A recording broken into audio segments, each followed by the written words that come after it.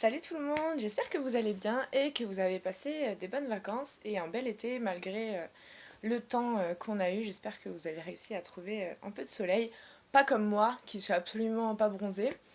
Mais bon, c'est pas grave, j'ai quand même passé de très bonnes vacances. Et donc voilà, c'est la semaine de la rentrée, donc c'est le retour de plein de choses, notamment des activités de la chaîne, du blog, et c'est surtout le retour du t-shirt de super-héros. Donc, vous l'avez deviné, je vais vous présenter aujourd'hui les BD que j'ai lus cet été. Euh, je vais faire un condensé comme j'ai été absente pendant les mois de vacances. Je vais vous faire un condensé donc, de mes lectures de l'été. Et voilà, donc aujourd'hui je vais vous parler des bandes dessinées que j'ai lues. Donc j'ai eu beaucoup de temps pour lire pas mal de BD et surtout pour finir mes séries en cours dont je vous ai déjà parlé dans plusieurs vidéos. Et ça y est, je les ai terminées. Donc ça c'est une bonne chose de faite. Il y en a que j'ai beaucoup aimé, d'autres un peu moins. Mais je vais vous en parler tout de suite. Donc je vais commencer avec les Walking Dead. J'ai lu donc les 4 derniers tomes, ce qui veut dire que je suis à jour dans les parutions. Alors voilà, maintenant ça va être très difficile d'attendre les nouvelles publications, mais bon, ça rajoute un petit excitement, une petite excitation en français, voilà. Donc non, j'ai toujours pas appris à parler correctement pendant l'été, il va falloir vous habituer. Mais voilà, donc je vais essayer d'en parler sans trop révéler le tournant que prend l'aventure pour la bande de Rick et de ses amis. Mais en gros, j'ai beaucoup aimé ces 4 derniers tomes. Même si le petit bémol que j'ai trouvé, c'est que le schéma se répète un peu par rapport à tout ce qui s'est passé avant. J'ai l'impression qu'il y a une construction qui revient, qui est à peu près toujours la même. Et du coup, ça peut paraître lassant pour certaines personnes. Moi, personnellement, j'ai beaucoup aimé, j'ai trouvé que ça relançait bien l'intrigue, que même si on retrouve des schémas qu'on a déjà vus avant et dont du coup on devine assez rapidement le dénouement des choses, j'ai quand même trouvé que c'était très intéressant de partir à la rencontre de nouveaux endroits, de nouveaux personnages, de nouveaux rivaux. Et puis voilà, donc là, dans ces derniers tomes, c'est vrai que l'horreur est pas mal au rendez-vous avec justement les nouvelles personnes que Rick et toute la bande rencontrent. Je vous en dirai pas plus pour pas tout vous spoiler, mais j'ai trouvé ça quand même super intéressant de voir ces nouveaux personnages et surtout de voir jusqu'où les auteurs peuvent pousser l'horreur humaine surtout. Parce que c'est vrai qu'on voit de moins en moins les zombies, ils passent au second plan. Mais, euh, mais bon, on avait compris déjà depuis pas mal de tomes que c'était une série qui était beaucoup plus axée sur la psychologie des personnages humains et sur la survie.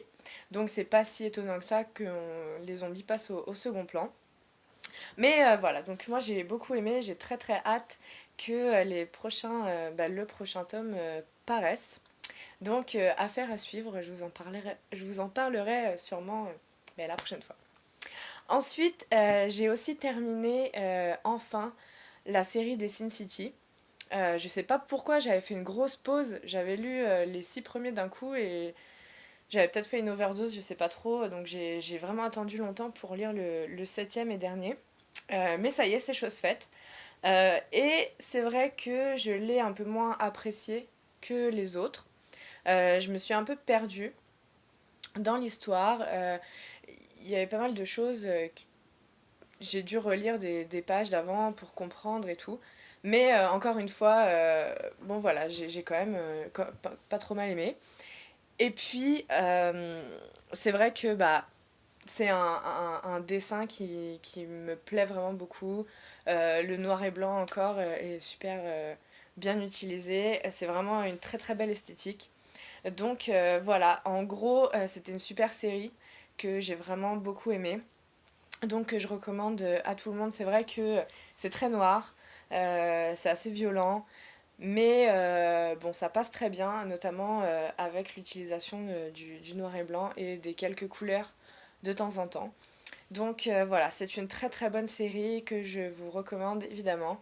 Et je vous recommande aussi les films, dont le deuxième va sortir bientôt et j'ai très très hâte d'aller le voir parce que euh, c'est l'adaptation du deuxième tome et c'est celui que j'ai préféré. Donc voilà, je suis très très excitée d'aller voir ces films.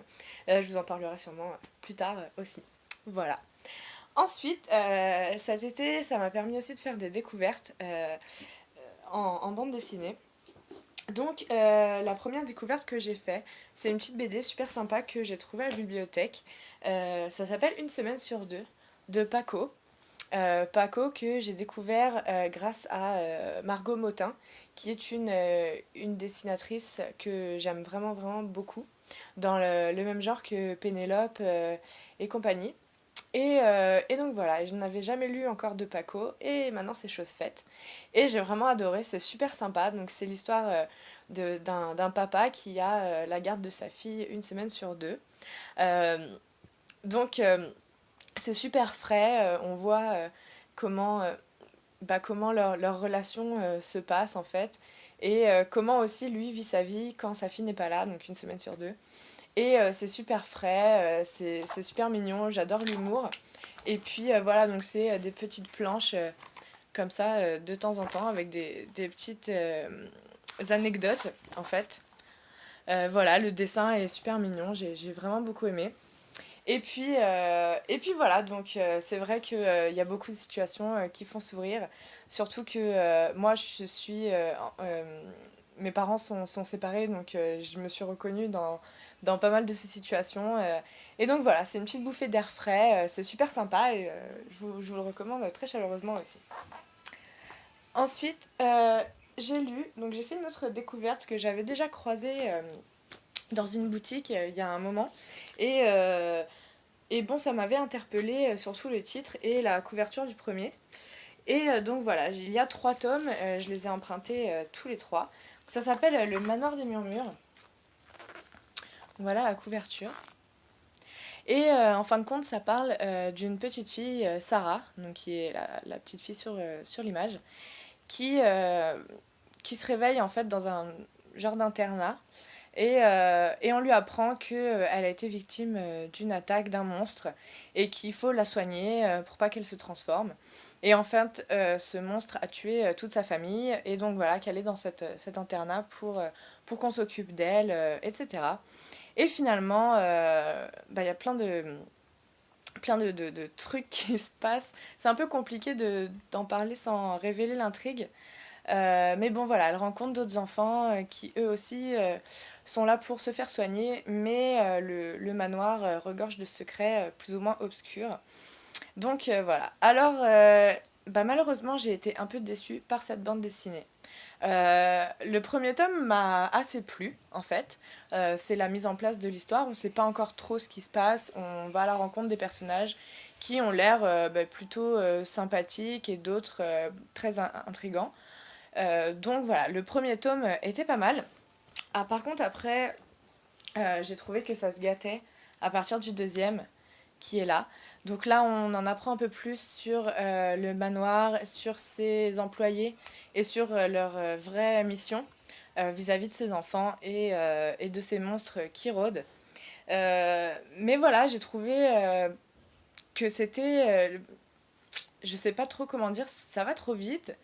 Et puis, j'ai pas été super emballée en fait par la façon dont se déroule l'histoire. Euh, voilà, et puis j'ai trouvé qu'il y avait c'était confus en fait.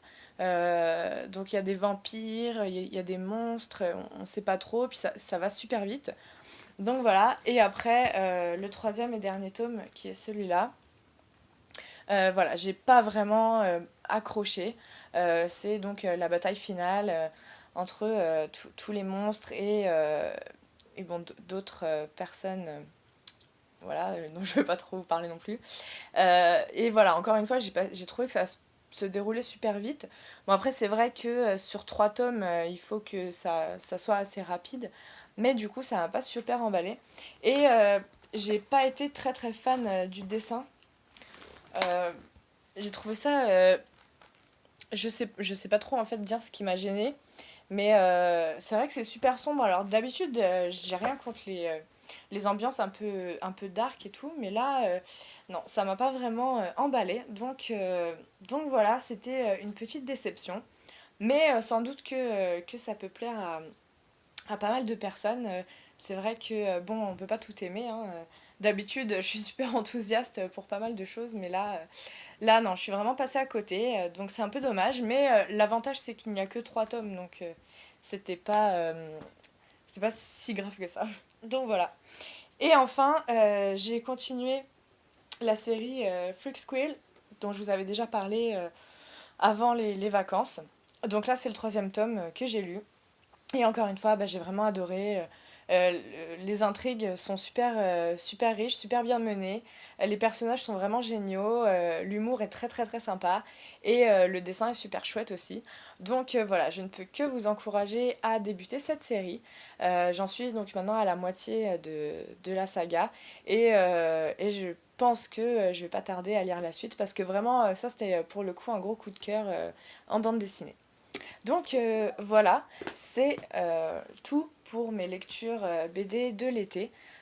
Bon, c'est vrai que j'en ai pas lu énormément. J'en ai surtout profité pour terminer mes séries en cours. Mais voilà, maintenant que tout ce que j'avais en cours, ou presque, parce qu'il me manque les Freak Squill, mais tout le reste est terminé, je vais pouvoir me lancer à la découverte de nouvelles séries. D'ailleurs, si vous avez des suggestions, n'hésitez pas à me les donner en commentaire, ça va me faire très plaisir. Et voilà, donc en attendant, je vous invite à me suivre sur bah, les réseaux sociaux, Facebook, Twitter, vous abonner à la chaîne YouTube et, bah, partager ce que vous voulez en commentaire. Ça me fera très très plaisir de vous répondre. Donc voilà, et je vous retrouve très bientôt pour de nouvelles vidéos. Bye!